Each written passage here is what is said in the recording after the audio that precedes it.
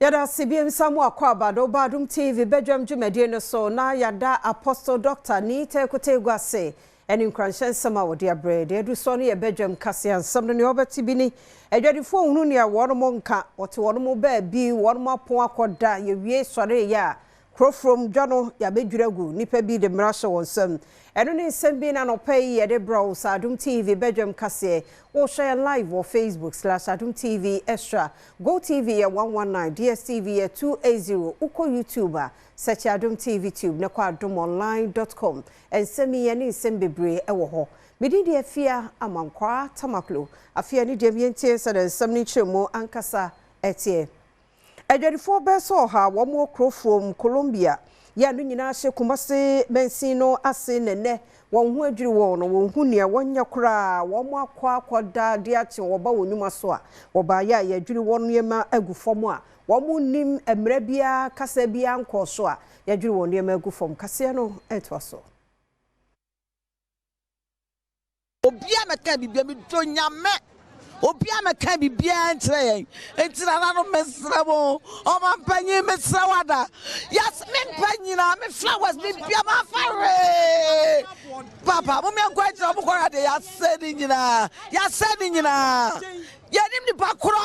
pakro enti Ghana asa de ya de sesei ti Ghana asa de sesei de si ko de sana tie dia Ghana amranya adwuma sese obia de mranya de semtimi ya de opɛ etu amampanyire ya to abana mawo mesra wada ma wo mre so na ese de Kumase amoton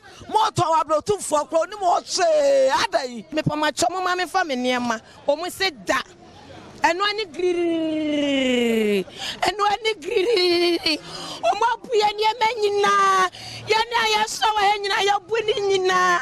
ta fofo mo hwe mi o me na minie na adwadifo no emfitiase no ebo Kumase Metropolitan Assembly no kwadu se womo na atu saa na mu esan so bepiem wo ha shops dodo na womo adwiri nyina ede agufom na bra Adom kase ebo anan kopie mu ewo kemi yare kasa maafo ema kemi bedwa no eye afia kunadu bonkomo Pachopi de meet me afamo fide so as state no clear say on authority say enye Kumase Metropolitan Assembly and ekoye demolition exercise e call so ewo crow from total filling station opposite Honum yeah checks say a private developer and ekoye side demolition exercise no Asori maybe ya one more Resurrection Power New Generation Church. Ye church ya one penny for. He say one more offering I want to on akuntabia memu. A free bra ya one so for penny a year Antonio Kodobuache when yan baby a chrono a free mono. Na a mebru bin so says ye correction na one to 20 na no woman who be a kuntabia almost say elders nibi and a penny ma. Eka ho na sika no adane nkwanta kase no etwa so isa na pese de emu eko but this papa wuye enye bebe akwachew enkuyi one ye eti branch e wo branches ano e problem bebre fese bebre so because how amanebu na wo de nko we fa esi sika ni ho wo de nko esi sika ni ho why pass church ni eto offering e to tight ye bo afore ade na esi sika ni ho enta youth ni aso say we aso gina aso to ina aso gina say yep accountability enye du asafo na pepere yo wonu wo konfu mi ense bi pe na chechiri na saade we nyina eko na wo hwe placard ya church na yes no accountability no preaching yes say na both any so for my ensi for one yenso yempene any nioma bebre etete sesa no kwenye se asafo no etoso yese ya bebre kaye doson ye over 20,000 at a setting. And now, Ubasafunuma, yes, what it? Now, yes, tia nete, and a youth na sorry. Say, young penny, say, young accountability, and your juma. Na wasako edu ya so meyi edebo mpanyimfo nam so amadom kase ebo modern say enkani aso mpanyimfo yi betwetwe nkomo nanso no mode ato yenim say emprempre die wono muntimi enkasa emfanfan na mum no wono mode asem yakwakodan wona lawyer fo a enche bia no wono mode wona no disem eba beto monten so no eso na ban no gu ne hyehyɛ mu odin so na adehia wo mo wo banyere ye nam ntokosam nti wo mo tu bata kɔ emia hodo bi no wɔyɛ ama yie ato yie sɛ bɛyɛ a yɛbɛtumi ɛde wɔn mu nyinaa aba wɔn mu nkyi nti meka sɛ yɛate basom konso sɛ wɔnyɛ nhwehwɛmu bosome baako ɔmfa mmra no afei aban ɛntoa so. The government of His Excellency John Dramani Mahama expects that you will conduct your duties with impartiality, transparency, and inclusiveness, engaging with all stakeholders, traditional authorities, opinion leaders, civil society, and security agencies, so that peace and trust can be rebuilt in Germany and its surrounding communities. The ministry will provide the necessary secretariat and logistical support to enable you to discharge your responsibilities effectively. I'll also encourage you to leverage partnership with civil society organizations, development partners, and faith-based institutions as you carry out this noble task. Was signed to committee nanim say womo ebe boam akadie bia womo ebe hia na etumi aboa ma adwuma womo de ahye omonsa no womo tumi etuso anamon. The disturbances quickly spread to surrounding villages and communities, leaving in their wake the loss of precious lives, the destruction of property, and the displacement of men, women, and children who were forced to flee their homes. In response and acting upon the directive of the National Security Council, the Ministry of Interior has constituted this Ministerial Mediation Committee. The committee reflects government's commitment to peace, security, and social cohesion, as well as our resolve to ensure the safe return, rehabilitation, and reintegration of all affected residents.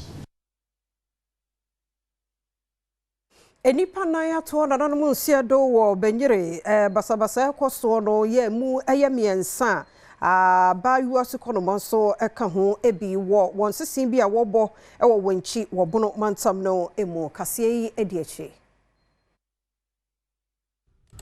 Ababe todwase nipa nan maamefo ene ema womato anananom ewo nsiedo ewo shelter camp ewo wanchi bono region enam mentim ase a ekoso ewo gbenyiri ensem no ekiremu a mienu a womo eto anananom wo nsiedo yi womo yare ana womo ede omudimrika ekọ wanchi ayare sabia ne ho ne betodwase fofie antoata ana womo eto anananom ewo nsiedo maame a womo nso womo mfie konenimpa a womo nso free community bi ewo bole womo nso to anananom ewo nsiedo na sene nam so ema womo to anananom wo nsiedo no adoctorfo entimi enche omanfo bi a womo wo kampo ede atodwase saafo yi a womo to anananom wo nsiedo womo gidie pa se ewiemu sachaye nam so ema ewiemu adano no eka obi ena nya nsonso aso bone ewo manfo apomudin so a womo to anananom wo nsiedo no ebi mu nso a womo ka ho a womo ye omadwen so omo dwane afi bebi a mentimo ase ekọ so no bebre nso epraye kamsa wodo a yede omudin tudwe enye ho nkuto vonkori ewo sola tuna kaba area techiman ene empatema wodo bi nso no a womo ne Ivory Coast ebohye omanfo aye basapa enam se mentimo ase ekọ so yi.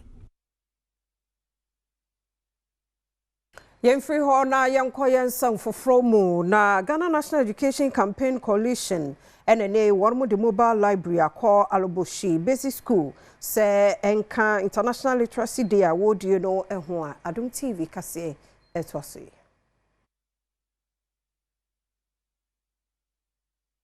Ba Aloboshi 1 and 2 school if you say yen hwehwemu ma ehu say school no omo ni library school dan so aye kama mofra no omo wo mu nso omo dooso na yehu say mofra ni bi wo ho so a omo adekan no ewo form ewo class na omo wo no nti yegina ye chairman anem aye Mr. Joseph Achuhomaji ene nek kuo ni nyina ebe donate mobile library ema nkwala no se de be ombetumi atwe akọ omo class na every bia wo say nkwala no tumi kan ade no ometumi anya books a omo betumi akenkan. Ehona headmistress owo Aloboshi 1 Basic School Eunice Day enso mobile library mu a wono ade ase de PC ekodema Ginex se ene wono so akai wono mo de ade ente se ababedom wono ma wo kire se wono bi so mu yie pa na aboa ewo botayintia wono mo ede bedom won. But this has come timely. With the mobile library is going to help us improve upon their case learning, their reading, which reading is the backbone. So with this, I think that is going to help us improve upon their literacy skills, and that will also improve upon learning in general, and that will help Mother Ghana. We have a dilapidated structure which if renovated, we can put up a library. So this one that is a mobile library is very good, but we appeal that there is space in the community, that if organizations, benevolent organizations, government institutions and all those things to come to our aid and build a library for us. Enti eguso ya International Literacy Day no emo ene ya make say engage now Africa ehunu se ewo se enya nkwada nko an ye de won mo ehyentetie no mo nti efiti 2017 no ebepim nei emmebunu mpanifo be se 15,000 ena wo de won mo ahyemu country director Cecilia Mankwa ede semi etuja. About 20,000 people have been on the program. You are graduating 15,000 plus. And our vocational skills we are introducing 2018. As I'm talking to you now, no more than 10,000 have been through the vocational skills training. And over half of these people that I'm talking to you, they are using these skills to do something for for themselves. It's not. Adult literacy, they are very paramount because I was told to me, a crowd, but to me, the idea Juma, a deep point to a beba wa brabo. It's not we bomb or the answer, mammy no, yan jomo, yan focus him, I won't colano monquanso. Colano, dear, show yes, Bessie, and Pessia Befocus, or moquanso. I was saying, Medina Sino, Gamanche, Ebi Piasia, Nanudi Sema, Nanamonsini Kama, no what to just say. As I say, me a new coon, I can canny a tree home, my mupa, a son say, and on a tree, yana mamre, and I think so, your Dutch in a mono, and you can see who say, a year at the bonny. Let us embrace technology not as a threat, but as a bridge that links our proud traditions to the promise of the future. May this 58th International Literacy Day remind us all that literacy is dignity, opportunity, identity, and freedom. You remind us it is never too late to learn, never too late to dream.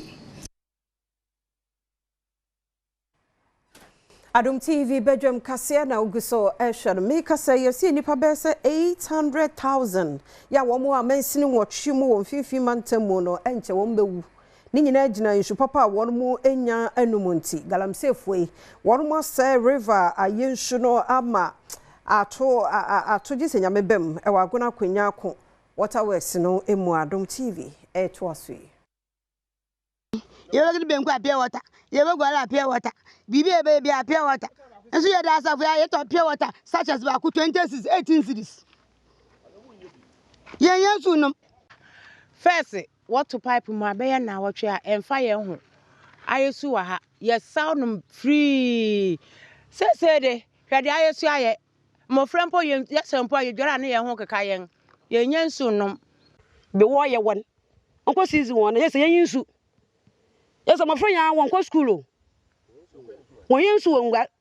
enti yasra ban yesere pa yensu omo hwemeye na we nam so ama Assemblyman bo aguna fa woman electoral area Albert Queno enso do to just say nhwehwem so ache say ni aye no aye wuduro na aye ne sa nti yanum aye bewu yensu ye ni nsuo bia nti yade sede nyina ne galamsey no ya ha ba bia de ya hwehwema ya hu se omuntu wo ba bia ba omuntu wo Eastern region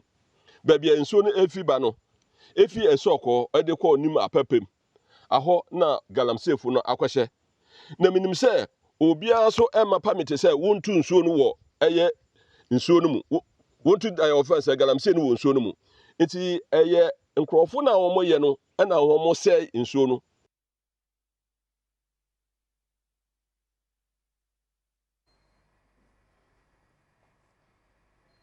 yanto so kanemansi krache wo ho eye divine boson ene wose DC aben wonye hwe 9 months ni eduma wo ye nso ani kura ni kiremu eni. When you go on social media, there's people who were lambasting Nana Akufo-Addo. Udini, Wewe. Have you seen them of late? Easy talk than done. You can say it, but doing the job is a different thing. Their social media fighters and all those things are quiet. You cannot say anything of them. Most of them who are assaulted are chasing people to hospitals, assaulting them here and there. And you know, what are you seeing? Today when you ask them, they'll tell you there are road projects ongoing. When does the project started or began?